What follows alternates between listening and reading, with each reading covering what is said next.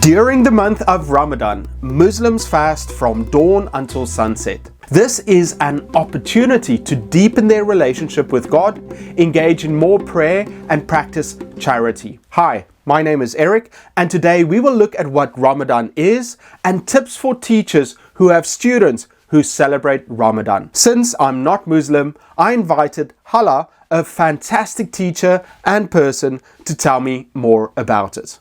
Hello, Eric. How are you? I'm excellent. Hala, can you please introduce yourself? All right. So it's Hala Al-Matari. I'm a teacher trainer in Egypt. It's called for level 1. For our viewers out there, could you explain what Ramadan is? Ramadan is the 9th month according to the Islamic calendar.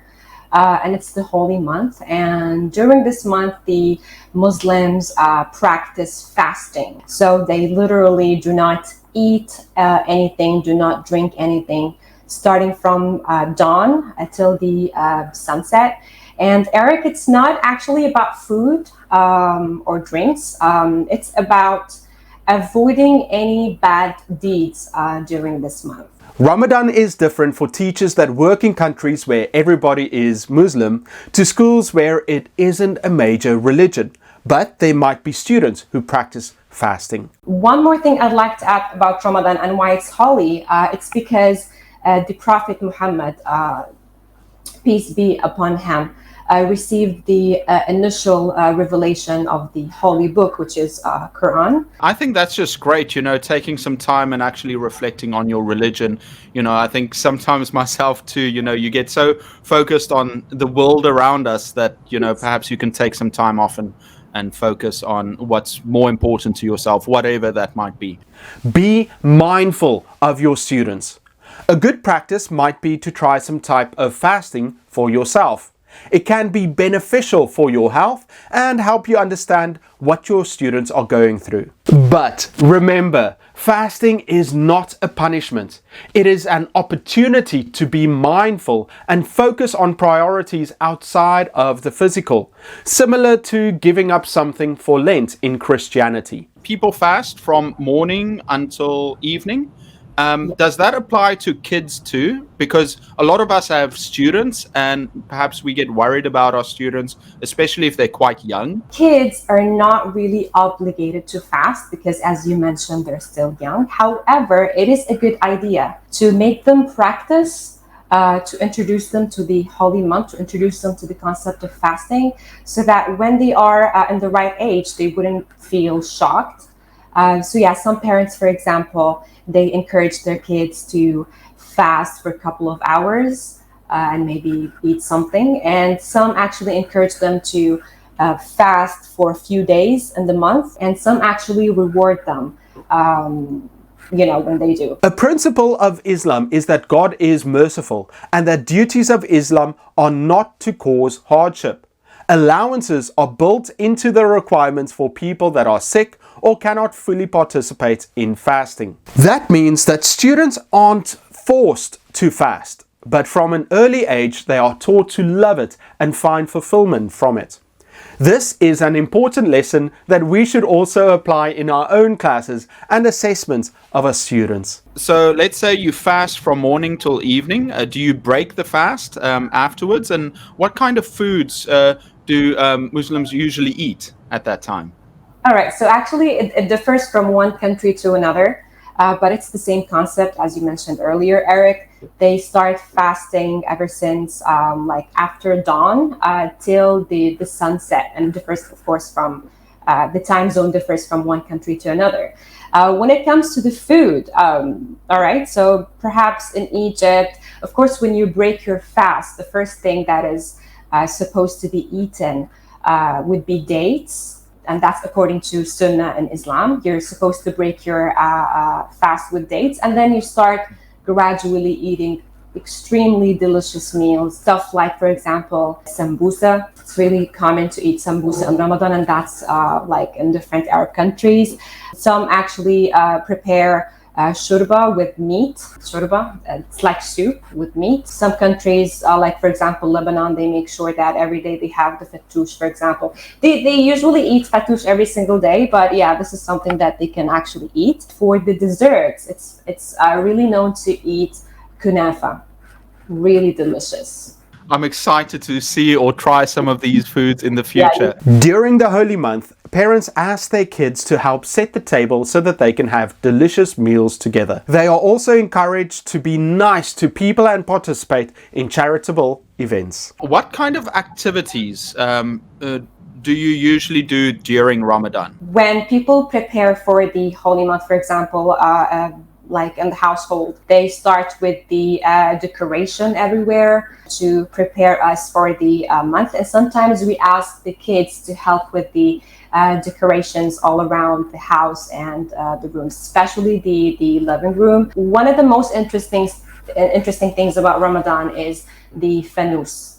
It's one of the traditions in Arab countries. Parents usually get fanus for their kids every single year to celebrate, and then the kids start going with their neighbors and they celebrate together. Classroom activities for Ramadan.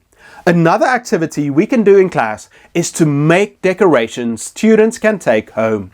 We can read some stories around Ramadan or discuss the importance of charity and being good to one another. Kids are encouraged to go to the mosque to pray with their fathers, while mothers also pray in the ladies' area. I have non-Muslim friends that teach in the Middle East. During Ramadan, they are advised not to eat in front of students or bring up topics around food, as not to make it difficult for their students. They also have specific rooms to keep and eat their lunches. When outside, they are forbidden from eating and smoking in public. The reason I wanted to make this video is to help teachers out there, especially teachers like myself who's not Muslim, but I might have students who are Muslim. What suggestions or what advice can you give to teachers when they have students who celebrate Ramadan? When it comes to schools, teachers also make the students ready for Ramadan by asking them to prepare the decorations themselves, like handmade decorations, maybe made out of paper or whatever that is. And also they encourage students to accept the idea, for example, of charity, because I told you earlier that in this month we try to avoid every, for example, bad behavior, and we try to do good. To be more specific. So they encourage the students to, for example, give away money, give away clothes that they don't need anymore. And in some schools, they have iftar dish parties where students actually break their fast in schools. So basically, they ask the students to ask their mommies to prepare delicious meals so that they can actually bring it to school and eat with their friends and with their teachers. What parents want for their children is most important. So ask them if there is any way that the school can accommodate their needs. It is up to the students and their parents on how they want to be treated. For example, some students would like to sit with their friends during lunch, even if they aren't eating, whereas others might want to have some time in private to pray. One more thing I'd like to add is that some teachers, they tend to read short stories also in schools about Ramadan and about the amazing things that you can do during this month. Well, that's such good advice. I really like that, especially, you know, that it's all about charity. It's about giving and trying to be a better person. A good idea in class is to give all learners a few minutes of silent time as a mental break. While transitioning between activities or at the end of class, allow your students a few minutes to breathe deeply, to pray, to meditate, reflect, or consider their day ahead. It's a nice way to be more intentional about inner thoughts. It doesn't need to be religious, but that quiet time can help students relax and focus better during class. It's much easier if you're in a country like Egypt where many students celebrate it together. But yes. I feel like countries like South Africa or America or England, where the students might have different religions. How do you think we should treat that then? Should we give the students space to be during lunchtime? Any ideas for that? Well, that's an excellent question, Eric. I remember once I had an Indian teacher. She was not Muslim, but she was so considerate during that month. So during the lunch time, she did not eat in front of the students. She made sure that she is in her room and the room is closed so that the other students wouldn't actually see her eat. So that was really considerate. So yeah, it's a good idea that we do the same for those who are not Muslims, if they are teaching Muslim students. If you are teaching in a country where Ramadan isn't widely observed, like most Western countries, you want to give your Muslim students the opportunity to fast without difficulty. By giving them space and respecting their choices, you can make fasting easier for them. A grand gesture would be to send home some dates as a gift. It is very important for teachers to be in contact with their learners' families. Are there any phrases that we as teachers might be able to use with our students? Well, you can say something like Ramadan Kareem. Kareem means generous, and it is a generous month. Some other countries, they say something like Ramadan Mubarak. Mubarak here is like blessed. ينعاد عليكم بالعافية, stuff like that. Oh, that's very nice. It can be challenging for students to participate in physical activities, recess, or sports while fasting during Ramadan. So teachers, especially PE teachers, should consider alternative activities in order to avoid dehydration or hypoglycemia resulting from strenuous exercise. But I'm curious, what do families do together to celebrate Ramadan, apart from eating delicious food? Parents encourage their kids to read Quran every single day. They also go to the mosque, especially for Taraweeh prayer. And one important thing that I want to talk about, the last 10 days of Ramadan are really important, because you have to intensify whatever good deed that you're doing. Pray more, read Quran more, charity more. And yeah, the kids are encouraged to do so until you reach the last day of Ramadan, where Muslims get themselves ready for feast, Al-Fitr feast, where they celebrate for 3 days. Wow, that's such a great mentality, especially towards the end, to intensify and to actually do things harder. You know, usually we kind of get lazy towards the end of whatever we're doing, but this is a great mindset to have. The fact is, many students fast during challenging times and succeed. Each family and individual must know their own limits and interpret accordingly. Remember to keep an eye out for students who might be having a tough time during class and offer support, something we as teachers do throughout the year anyway.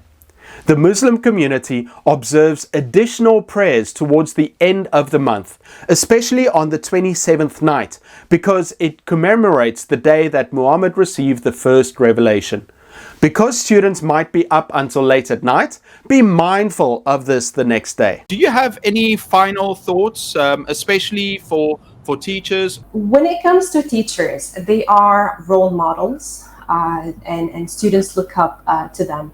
So they have to lead by example. They have to encourage their students, especially the young learners, to love the holy month, to accept the concept of fasting and the advantages of fasting and doing a lot of good deeds during this month. And I would actually do the same for the parents. Never obligate your kid to do something without making them accept and love it first. You've taught me so much. You really are a great teacher. I'm very fortunate and grateful for you for being on the channel. Thank you so much, Hala. And I want to say have a blessed Ramadan to all my Muslim viewers out there, for you and your family. As teachers, we should be aware of our students' cultures, religions, and prepare for them accordingly. Whatever beliefs you have, thank you for watching this video and have a blessed year. Ramadan Mubarak.